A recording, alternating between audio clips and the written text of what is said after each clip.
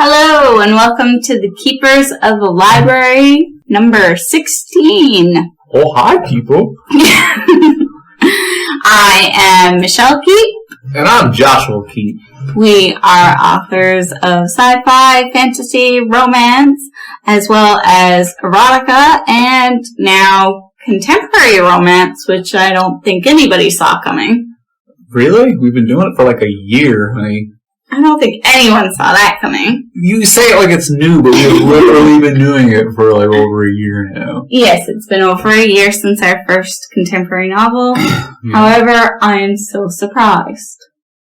I'm surprised every day that I'm still alive. That might sound sarcastic, but he's being dead serious. That's the kind of quality humor you people tune in for. So, our first order of business to this official podcast is this weekend, Darknest is coming down temporarily. Yes, got your blood going, didn't I? Yeah. We are upgrading. I fell for it a little. We are upgrading the server, and then after that, we are upgrading the software that we use for the forum. So we're no longer going to be using vBulletin. Yeah, and if anything goes wrong, just so you know, the server admin is upgrading the servers regardless of what we want to do anyways. And the extra stuff, so if something goes wrong, it's not our fault. Yeah, no, it's totally not our fault. But we are giving everybody a heads up just in case you want to be super secure. Make sure to save your stories or your ads or whatever else you have, just in case. Your collection of terms for the word dick. Yeah, that's important. Having all of those synonyms available readily for your Fuda kinks. Because nobody writes about actual guys. It's all just Fuda on Darknest pretty much. Much to my chagrin, because I do like the males. But that's very kind of perverse of you. Yeah. It's weird. I don't think healthy, normal people like men. No. Honey. No, that's true. That's a bit suspicious. What's wrong with you? Let's get to the bottom of that. That's the new topic. No, that's not the new topic. I am going to steer this back to the Darknest changes. We're both really excited about it because it will allow us to actually use Darknest on our phones and on mobile devices without it being really annoying. vBulletin hasn't held up very well to this test of time, and it looks very archaic, so we are going with a different forum company. They provide integration with vBulletin, so it should go through swimmingly, but we are afraid that people might lose their passwords and then need to have them restored, which, if you are using a Yahoo email, Yahoo tends to block our emails. Those little pricks. Why the fuck are you using Yahoo anyways? Who uses Yahoo anymore? A lot of Darknest. A lot of people use Yahoo. It's really weird. Every time I see statistics. My very first email address was a Yahoo address. I have never used Yahoo for anything. That's because I was an early adopter on the internet. So, if you have a Yahoo address, we would highly recommend you change your Darknest email to a Gmail or a Hotmail or another email account, not Mail Russia, because we get a lot of spammers from Mail Russia, so we have to block them. So Hotmail or Gmail allows our emails to go through. We'd recommend signing up for an email them for your Darknest. So cruel to the poor Russians. I know. I know. So, Russia, my heart goes out to you. We love you, but, there's a lot of bad people there in Russia spamming us. So, if you haven't been on Darknest, it's a big kinky erotica site.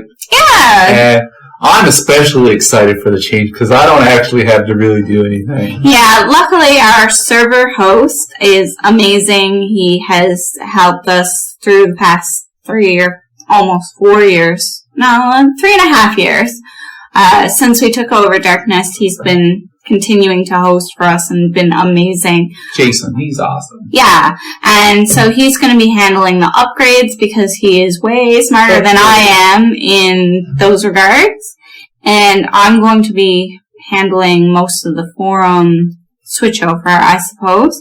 Yeah, that's the curse of having talent. Yeah. Fuck you, honey. Yeah. So luckily my husband is skipped out on that part. So this weekend, make sure to have your emails updated. Make sure to have your stories and ads backed up just in case. Yeah. So our next order of conversation, my smooth segues are really enviable for every news host out there. Hey, we're fucking writers. We're not, like, talkers. Professional talkers. Just as another note, I know the sound quality isn't amazing for our podcast. Most of this comes down to the fact that we don't have a podcast recording studio. We do these like once a month if we are very diligent. Typically it comes out to once every couple of months. So, we don't have the best equipment, and this is something that we do for fun and to keep in contact with our fans.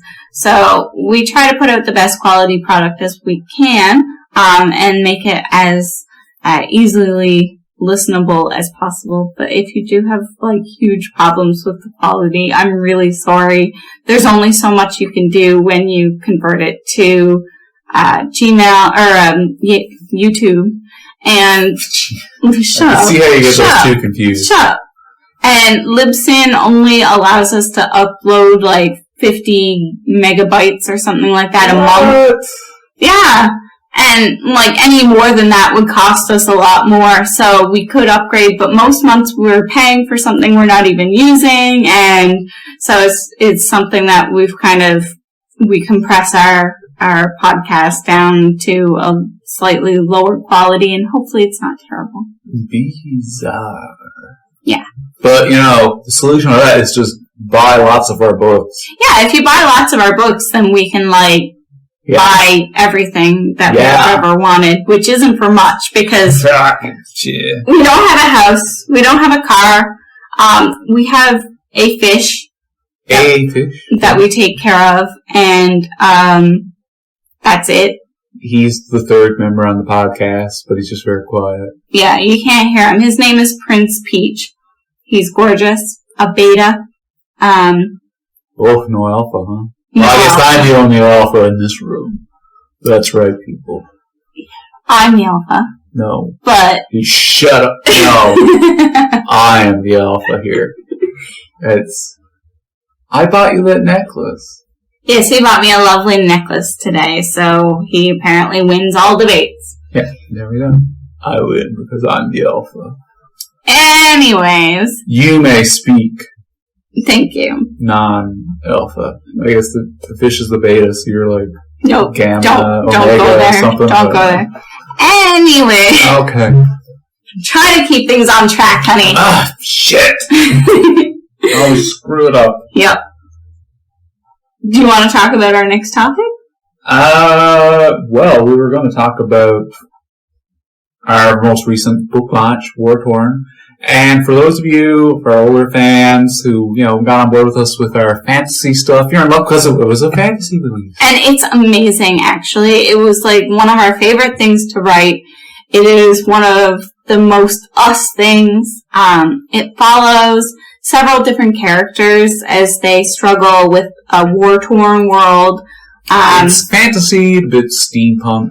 It's very dark, so if you like their dark stuff, there's some really fucked up shit in there. Yeah. And if you don't, be warned, because there's lots of trigger warnings stuff in there.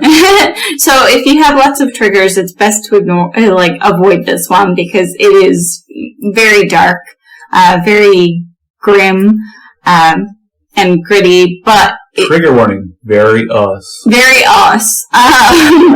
So, it follows a bunch of different people in this world that's, not like our own. There's werewolves and demons and horrible things, but at the same time, it's very much inspired by, it would be like if medieval times kind of met fantasy with all the nobles and all the war and death and famine and all that type of fun thing. Yeah. It's kind of hard to describe it. Which is, always a hard thing when you're an author. It's in the vein of our older stuff, so it is very hard to peg into genres, which really sucks for selling it. Yeah. But was really fun to fucking write. Yeah, and I mean, just as an aside, but like, we see it all the time where authors are like, oh, the market is so saturated right now. What you need is something really unique to set yourself apart. No. We do stuff that's really unique that sets us apart, and it is almost impossible to market and to find, like, wide readership. Like, War Torn is awesome. You should read it. Especially if you liked our old stuff. Especially if you like describing things in reviews as being very unique. It's very dark. It's gritty. If you like all that hardcore stuff, this is a good novel for you. Follows a bunch of characters, so if you don't like, even if you don't like most of them, you'll probably find some of them that you really enjoy following through. And, but it's so hard to market it. Yeah, this is something totally done for passion. We will make no money back from this thing. The sales will not equal out to the time and investment. Yeah, like, we will probably be lucky, in honesty, to, like, pay out the cost of, like, editing and the cost of, probably, like, the time it took to design the cover and probably, like, break even on the promotions and stuff like that. We don't expect to make a lot of money off of it, but we put it out there because we loved it, and we know there's some of you out there that are hungry for things like that, even if there isn't a great quantity. Yeah. One thing, reviews have been great so far. Oh, yeah! I'm so shocked because I'm like, this is, like, our darkest and probably most serious book yet. Well, not yet, but in a while. Yeah. In a while. That's true. And but the reviews, like, on Amazon, it's like 4.7 out of 5 stars.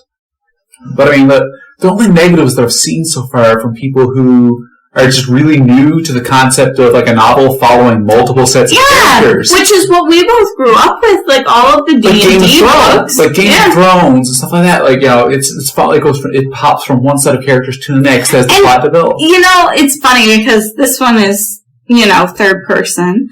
And I always grew up with head hopping. And now that is seen as, like, a cardinal sin. If, like, third person omnipresent now is just not a thing like that people are used to reading. They don't understand how they can understand the thoughts of several characters. But I mean, that's what we grew up reading. Yeah. Was third person omnipresent. Mm-hmm. Oh yeah, I've read a lot of alternate history, like Harry Turtledove stuff. I've read a lot of that. Fantasy. I read a lot of horror. Horror was what I read. I read a lot of horror too. Yeah. So, and I mean, that was, typically third person omnipresent. And we were both very fucked up children. Yeah! We read a lot of grim, dark shit. I remember once I was sick and my mother came in and she picked up my book that was beside my bed to read to me, to comfort me, and then it was this horribly, just like, very dark, fucked up story. She's like, that is very depressing, Josh. I do not want you reading this when you are sick. Like, she started reading to me in that loving mother voice, like,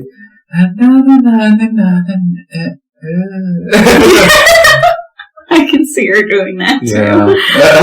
My parents never read to me or showed any interest in me whatsoever, but I remember reading this one. I mean, I used to read true crime a lot. I read a lot of true crime. Yeah. I read, like, this one true crime book that was basically about this girl who's, like, stolen from her family and went missing, and all about, who took her and how the police were looking into her and stuff like that. And, like, right after I finished reading it, when I was, like, 11 years old or something, I returned it to the library, and it got taken out of the library because it was not appropriate for our age group. I'm like... Yeah, I remember once in, I guess it was grade 6 or 7, I was reading some book, oddly enough, written by Newt Gingrich. The American politician, yeah. But it was this alternate history thing, because I was big on alternate history as a kid. And this alternate World War II thing. And, but the first chapter of the book just starts off immediately. This American general or something having sex with this prostitute was actually a German spy. So the book starts off immediately with a sex scene. And I remember we were doing a test and my teacher... Just hold on. Think about Newt Gingrich writing a sex scene. Yes! Oh, it's disgusting. Foul. You people will hate me. I'll never be able to read about it again. But yeah, so the book starts off with a sex scene written by Newt Gingrich. And so my teacher walks by as I'm doing the test. My book's on the corner of my desk. Just kind of resting there. And she just casually flips open the cover, curious. Because it's a big book. And, why do teachers always do that? I know. Fucking assholes. Like, rooting around through my books. So I'm probably pissed off. But yeah, she opens it up, she starts reading it. And she's like... very calmly just close it back on. That's very advanced reading, Josh. And then walks away with a very strange look on her face. I don't know how to broach this comment. I'm just going to watch them walk away. Yeah. So yeah, War-Torn, like, I mean, I think it follows like 5 different groups and stuff, and then it kind of converges. We are hoping to do more. It kind of depends on how our releases do, of course, because, I mean, War-Torn is a passion project, of course. So we'd love to write more of that, but at the same time, we need to make sure that our mainstream releases are doing well enough that we can afford to, say, eat and continue to live in our modest apartment and stuff like that. Our low-rent, working-class, 2-bedroom apartment. Yeah. Our 2-bedroom apartment, one is our office. We are so classy. Yeah. The bigger room is actually our office, because we spend way more time in here. Well, yeah, I mean, all we do in the other room is sleep and fuck. I mean, like, you know, and don't get me wrong, we do both of those in ample amounts. Sometimes every day. Sometimes.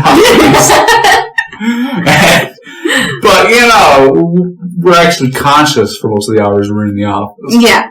So, I mean... We also have, like, our contemporary romance name, which is basically what helps us make money, as well as our contemporary erotica name.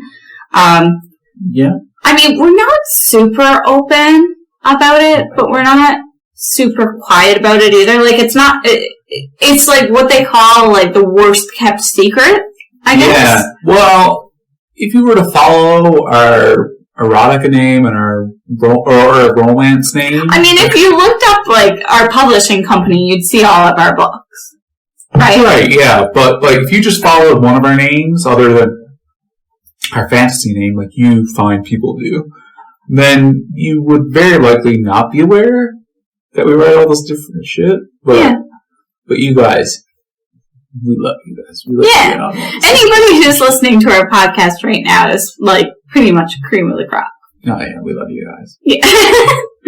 So, we've also been writing, like, well, it started out as crime romance.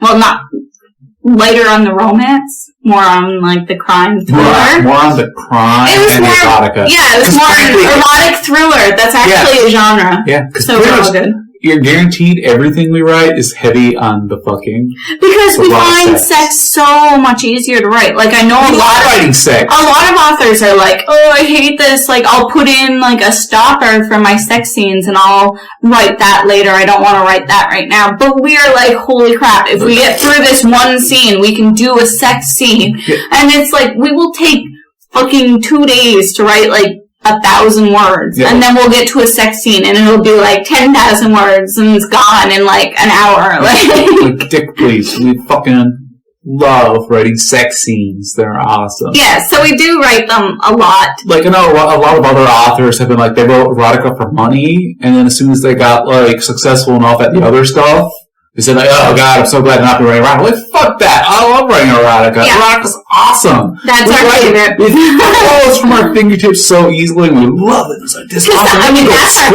after. Yeah. And then it's like, that's great too. I know, because it's like multitasking.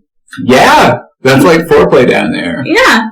So, we started doing erotic thrillers, and we've done a couple of stepbrother criminal romance releases. But that's getting pretty risky on Amazon now. They are kind of quietly quacking down. Quacking down. Quack, quack. They're quietly cracking down on overt titles and stepbrother and stuff like that. So we went back to what I wanted to do originally, which is just more dark, kind of gritty crime novels. We're doing a series of novels now about hitmen. However, I have in part one my argument in which they are going to be romance going forward. So it's going to be predominantly about the relationship between two people with a whole lot of crime and violence and fighting and stuff going on. And screwing. Lots of screwing. Lots of screwing too. Because there are books that are still coming out of screwing. So we're really excited about it. We have one release coming up January 27th now. I just finished the cover, and it looks fucking awesome. Yeah, the cover she does is better than the last.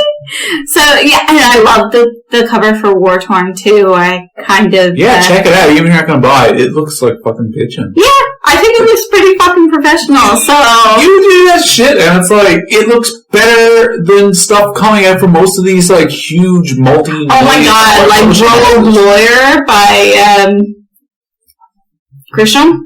Oh god! It's like the worst cover I've ever seen. It looks like something that would have been really popular in the 80s when he kind of like hit his stride, I guess. Yeah, but bad. Really bad. Like so look at his novels to make sure that your standards are real low, and then look at my novels, like my covers, and then it'll be like, whoa. That's an order. Yeah.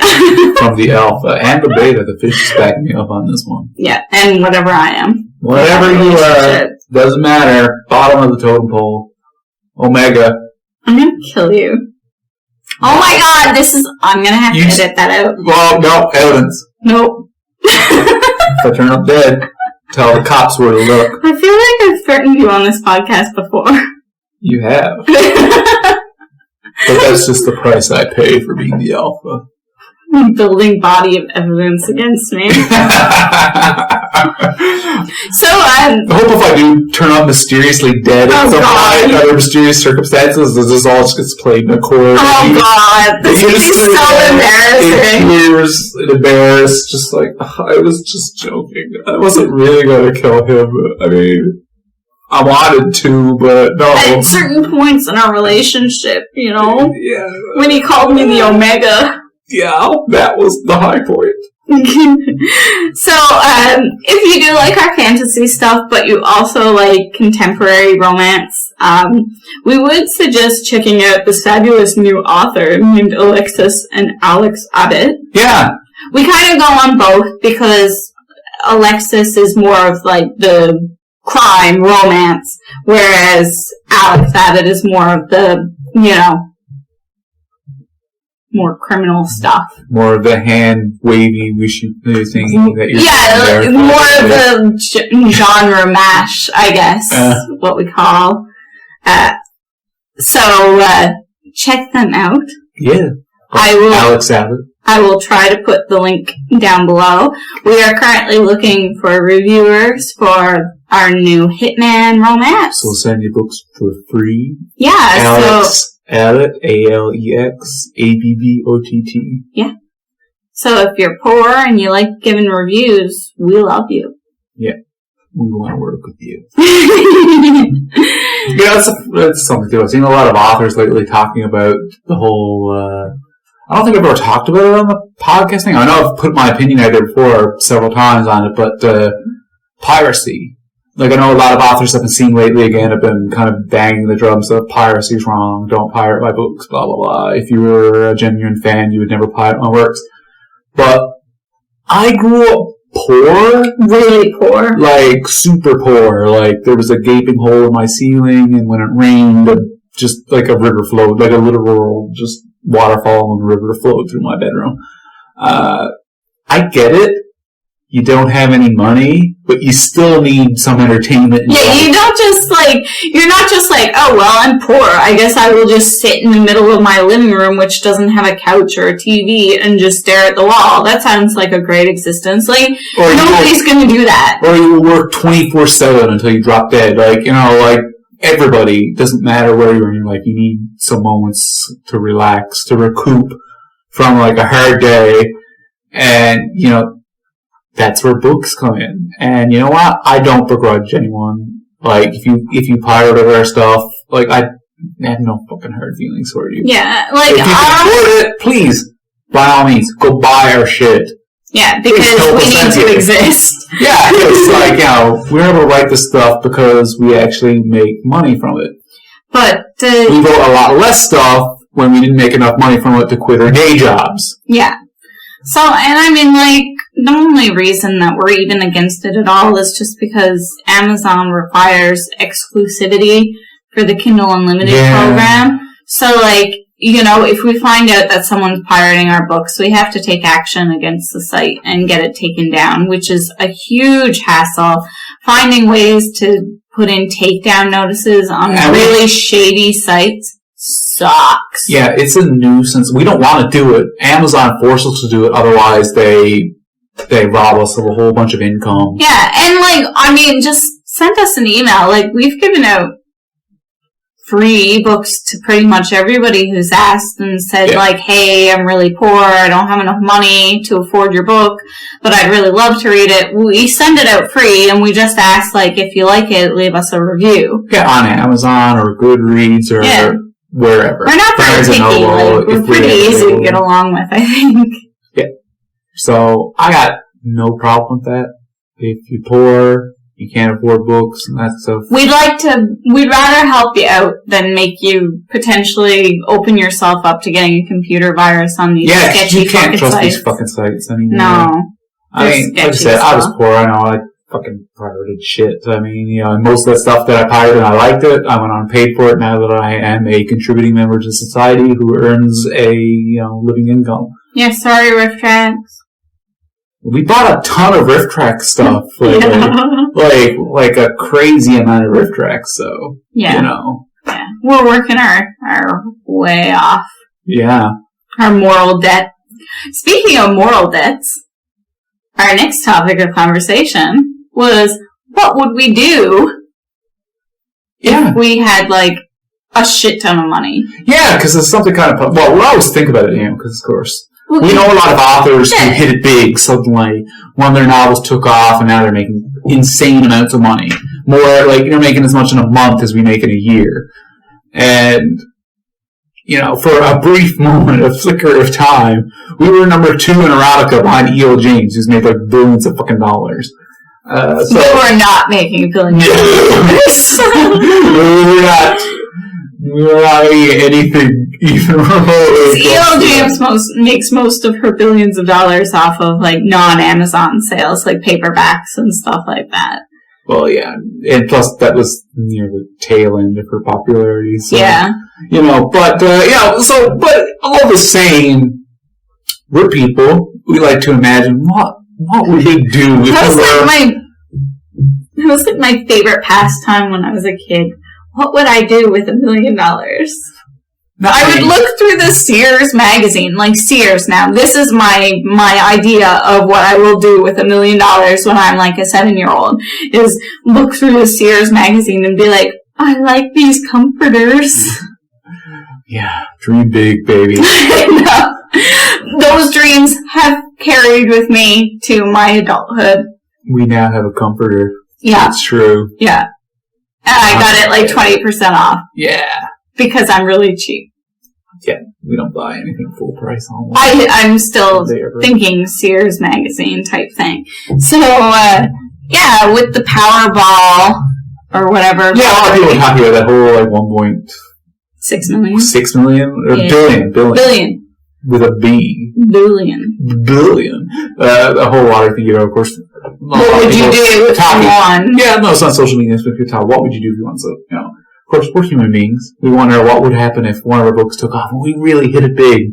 And the first thing that always pops into my mind is not anything else except we'd start we've got our publishing company, but we'd really fucking start it. We'd buy a physical office building, some office space and hire, we've got two people we work with as editors and stuff, but we'd pay them a decent salary instead of what they get paid now. And we would actually try to help more people get published, and we would make that a serious business. Yeah. With people working for us getting paid. Yeah. That's what always comes to mind first for me. And I mean, that's always been kind of our dream, is just to be able to, I mean, we recognize pretty young that we're never going to be able to save the world. So we've always kind of hoped to at least make the lives of a couple people a lot better. To make it so that they don't have to struggle for ends meet, to be able to do what they love regardless of anything else. Yeah, this past year for us, we'd actually, this is the first we're over a full year now, because about a year and a quarter, where both of us have been fully working on nothing but our writing. And that's pretty amazing. We're pretty proud of that. Because, I was looking back not long ago at my old live journal entries, because, of course, I had a live journal because it was, 2000. And I was 16, so of course I had a live journal. And my New Year's resolution for when I turned 18 was that I wanted to make money off my writing. Yeah. And I thought it would be so cool to make money off my writing. And my second thing was that I would really like to do graphic design. And then I was really excited to try to learn, because I was doing Facebook icons and Facebook layouts and stuff like that, web design.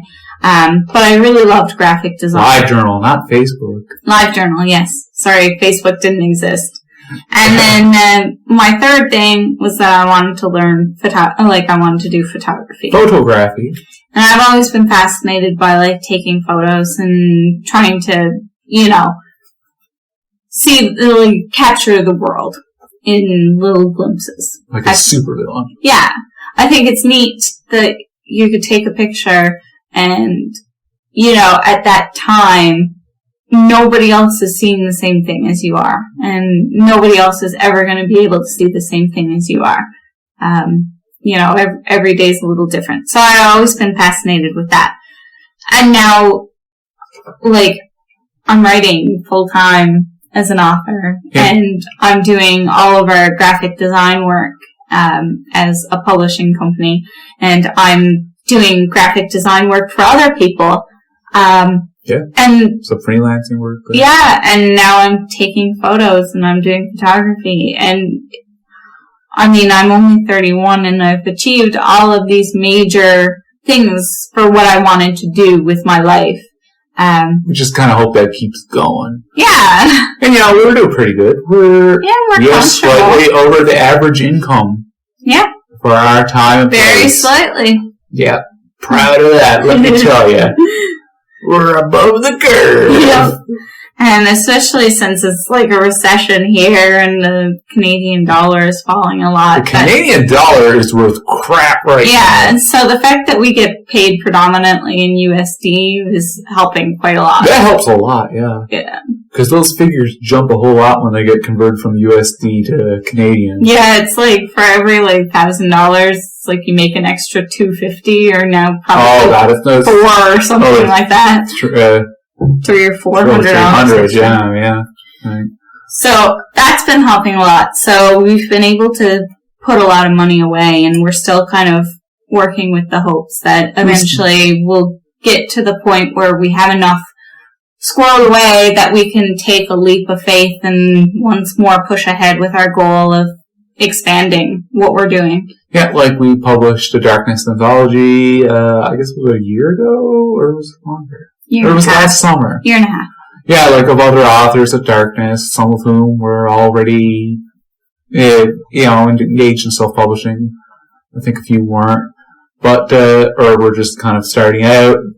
And that was cool. We'd love to do more serious work like that to help authors get started. And it'd just be nice to kind of have a different focus, because right now, our income is very erratic in that, we're relying on new releases. But, the more authors you have, the more that's mitigated, because Yeah. then it's just a matter of like making sure that you're producing enough and enough stuff that the market's looking for. So, I mean, if we could do that, then it would be a lot more secure, not only for us, but for anybody who's working for us, knowing that they have the work coming to them. Yeah, exactly. So, I mean, it's not like we dream big.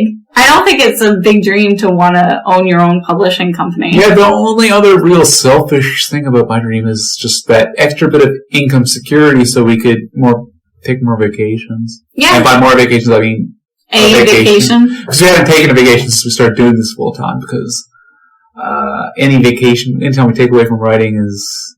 Lost momentum. Yeah. There's no such thing as a paid vacation anymore. Yeah, so, I mean, like, it's always been my dream to have, like, I mean, it's a silly dream, because it's, you know, it's one of those things like, oh, I wish I had, but I wish I had $1 million squared away in a bank, earning interest, so then I basically never have to worry about money again.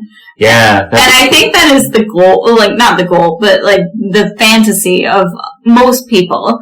I've read a lot of studies that it basically takes, like, you know, from the time you're 20 to the time that you're 80, that you're basically going to need $1 million to live in that span of time. And just to have, like, a comfortable living. Nothing extravagant or anything like that. So, well, we're not extravagant people. No. As you could tell from the fact we still live in an apartment in our 30s, you know, a simple apartment in a low-rent neighborhood. Yeah. You know, we live simple. Yeah. And I actually kind of like that. Yeah, because then if, you know, our book doesn't sell as well as we want, it's not like we're like, oh shit, how are we going to pay back this mortgage? Like, yeah, we know some people who hit it big and they'll go out and buy a house, and it's like, you are not going to make that much money every month. If someone who made like $100,000 or $300,000 or even more in a single month, and it's like they go nuts and they go out and buy a house, and then suddenly the book sales aren't there the next month, and the next month they're even worse. The month after that, they're trickling down even more. And you're like, oh shit. Yeah. I know too many people, seriously, in that exact situation, where maybe they made like $30,000 or $40,000 in a month, and they went out and they bought a house and like put down a deposit on it, and then they're having to pay this huge mortgage. They haven't even paid the taxes on the income they've made. Yeah, and it's like, I mean, it's pretty bad. And I know, like, it happens with lottery winners and stuff like that, too, where you just get all this money and you look at it and you're like, oh my god, it's so much money, but most of the time it's not that much money. Although $1.6 billion That's a lot of money. An insane amount of money. That's a lot of money. And that would take an impressive effort to fuck up. Yeah. A very impressive Like, effort. you could just, like, walk and trail, like, $100 bills behind you and you'd be fine for years. Like, for the rest of your life. Yeah, like... You could not possibly screw that up, I don't think. No, it'd be pretty impossible. Yeah. But I mean, like, you know, $1 million doesn't go very far. Houses here, like, $500,000 is not... It's not a nice house. It's an okay house. Yeah, it's a pretty good house, depending on what part of town you're living at. If you're living on, like, the outskirts of town, then it might be, like, a pretty fucking nice house. But, like, I mean, here, $250,000 is a fixer-upper. So... That's the cheapest house you're going to find in this Yeah, pretty much. It's like, going to be a dumpster. If you find anything that's $1,000, you're pretty much going to have to tear out all the walls. $1,000? Or $100,000. You're pretty much going to have to tear out all the walls, redo all the wiring, all the plumbing, get new insulation because it's going to be filled with mold, and probably asbestos. Like, you are seriously going to have to do some renovation. Everything's going to be rotted in a $100,000 or $150,000 house. Last we checked, there was nothing below $200,000. No. Yeah. So, I mean, like, you look at $1 million, and after you pay taxes on that, which is going to be like $400,000 or so, like $300,000, $400,000. Thousands. Yeah, like, then you're left with, like, what, $600,000 to $700,000, then you pay for a house, and then you're down to, like... Our talk about what we do with a bunch of money suddenly became depressingly real. Sorry. Fantasy time! I buy a new comforter! Oh, we just got a new comforter! I buy another new comforter! I have enough money!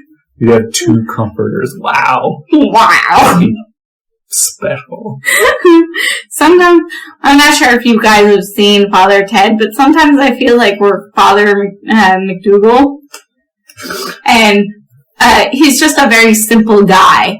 And in one scene, like, Father Ted asks what he'd do if he had a genie in a bottle or whatever.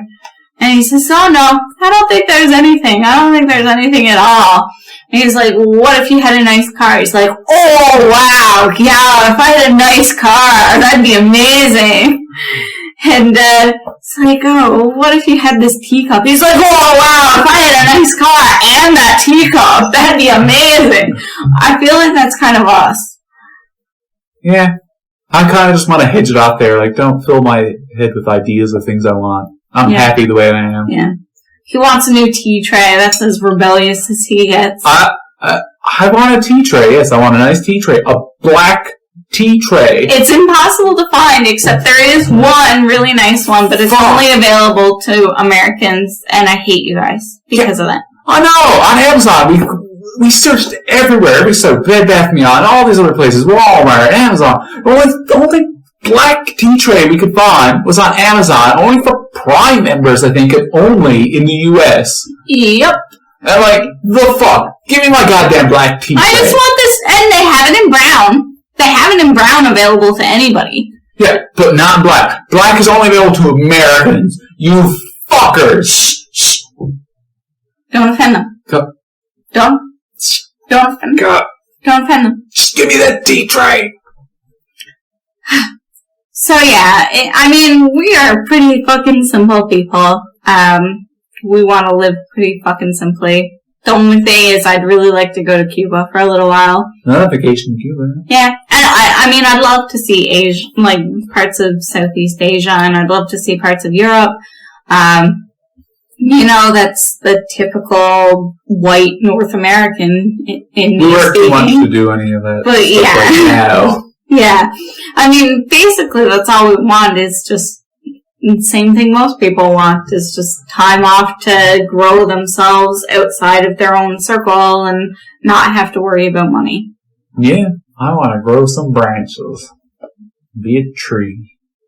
That doesn't even make any sense. Ah, shit. Oh my god. Fuck. I think there was one final thing to cover. Yeah. Just the Darkness Story Contest is ongoing as always. Yes. So, this month we figured out Arja, our storyboard mod's real kink, apparently. Very specific. Very specific this month.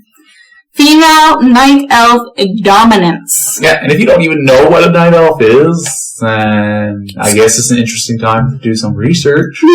Basically, I mean, it's similar to dark elf in Tolkien, or not Tolkien, Dungeons and Dragons. But if you don't know what that is, then you're screwed. I mean, something. really, it's just an elf that's darker in skin for the most part. Yeah, Google is your friend. The night elves are matriarchal, so the dominance thing works. Yeah.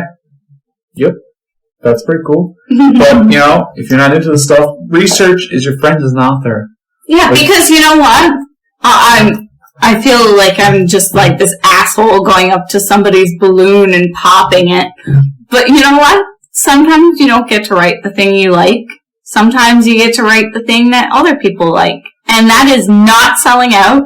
That is not uncool. That is not anything that you should feel bad about. Because fucking finding somebody else's pleasure and being able to write that so that you can make that person feel good and feel happy and even when you don't get it? Even when you don't get it, that's fucking magic. And that is the magic of writing. Because, you know, I don't always get our stories. I don't always, you know, particularly, like, I like them all, but they're not me. They're not my kinks. Sometimes, you know, stuff we do, it's like, you know, I'm trying to put myself into a place that not only do I not get, but I don't really want to get. Yeah. And Yeah, I mean, it can be anything as innocuous as, like, foot jobs. You know, I've never really thought about giving a foot job. I've never really liked it. I've never really, you know, expected that this is a thing that I would be having a conversation with on my podcast when I'm 31 years old. But, you know, to write a story that has a foot job and then to have somebody who has that kink and say, like, have them say to you, oh my God, this was amazing. This was the best, you know, foot job story I've ever read. Yeah. That is really fucking cool. That makes you feel like a pretty great author. Yeah, because, because anybody can write what they know and what they like. Yeah. What you know and like, that's the easiest thing in the world to like. And that's like all of our J&M Keep stuff is, this is all our stuff that we like. Full confession here, like, yeah, because most of you who have known us are like, oh, you know us for our dark stuff. And, but up front here, I was not into any of that dark stuff when we started. Yeah, that was mine. I hated it. Like, all of that dark stuff, non-consensual shit, I hated that stuff. Like, I'm not exaggerating when I said I hated that stuff. I fucking hated it. But his lovely little girlfriend at the time. My girlfriend at the time really loved it. And I started writing it for her pleasure. And then you got really fucking good at it. Yeah, I got good at it, I think. In really my opinion. Good. Yeah. Yeah. So, I mean, like, being an artist in a lot of regards, there is, like, this whole kind of mythos about how it's all about expressing yourself. But I think one of the important things is that you're not so much expressing yourself as trying to connect with another human being. And that's my philosophical take on it. Ooh, we're getting all literary, philosophical here. Anybody could put something out there and have it be them. But if it doesn't connect with somebody else, then what good is it? Yeah, like, is it really art if nobody else can understand? What is art? What is art? God, what is art? I just started, like, Philosophy 101 on our podcast. Oh, why did you say that? But, you know, I think a lot of authors struggle with when they try to write for money, whether what they're doing is moral, and whether what they're doing is good, or whether what they're doing is what they should be doing. And I mean, to all of those people, I just have to say, like, connecting with another person and trying to understand another person and trying to be empathetic to what they desire, I think is one of the most selfless things you can do. Try to create something else just for someone else's pleasure. I think you're talking about me here. And all that non-con stuff I did for you. Oh, I'm so touched. Yep. And I think we are going to leave it at that before he starts crying. Oh, no. But I mean, if you know me, I don't like to philosophize. I don't like to wankst about how my art is so important. A lot of other writers talk about writing in a way that I find so eye-roll worthy. I mean, I love writing. It's my life. But it's my job. It's my life. It's everything I've ever fucking wanted. It's the dream I had before I even dared to dream. But, you know, like, fucking get over yourselves, I think to myself, on a daily basis pretty much to other authors. Like, you know, you're not fucking... But, you know, art does matter.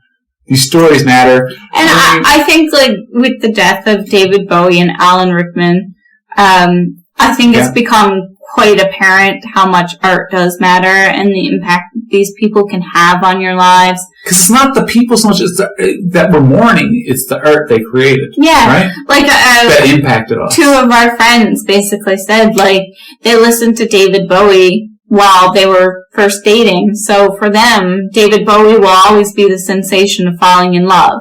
And it's similar for us. Like, we always listened to David Bowie and danced around in our office and took breaks and listened to him.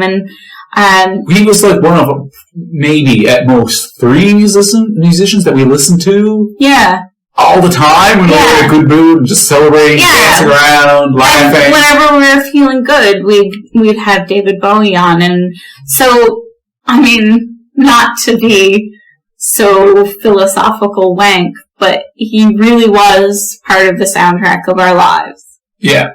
And so, I mean, art can just bring you such emotional joy. I know Josh can't listen to, like, the fucking Doors anymore because for him it was the soundtrack of his years in university. He'd always listen to it studying.